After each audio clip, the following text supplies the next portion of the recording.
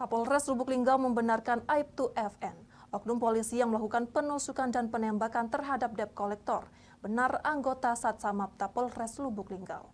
Ternyata Aibtu FN jalan ke Palembang tidak sedang menjalankan dinas sebagai anggota polisi. Kapolres Lubuk Linggau membenarkan Aibtu FN, oknum polisi yang melakukan penusukan dan penembakan terhadap debt collector di Palembang, benar anggota Satsamapta Polres Lubuk Linggau.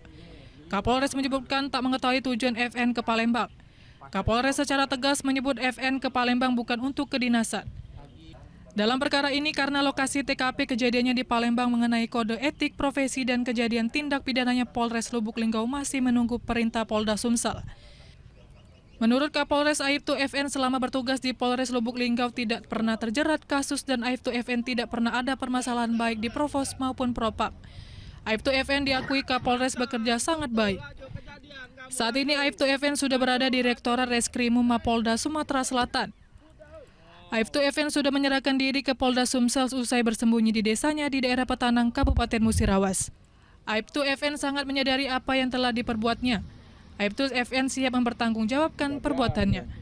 Ini dibuktikan dengan semalam kita berhasil berkomunikasi, kita berhasil memberikan pemahaman kepada yang bersangkutan untuk menyerahkan diri kepada Mapolda Sumatera Selatan. Jadi di satu tempat di daerah Petunang, Kabupaten Musirawas, kita berkomunikasi dengan yang bersangkutan untuk kita bawa, kita kawal menuju Mapolda Sumatera Selatan. Tadi pagi subuh sudah tiba dan saat ini sedang menjalani pemeriksaan intensif di Direktorat Reskrimum. Dari Lubuk Linggau, Sudirman, iNews melaporkan.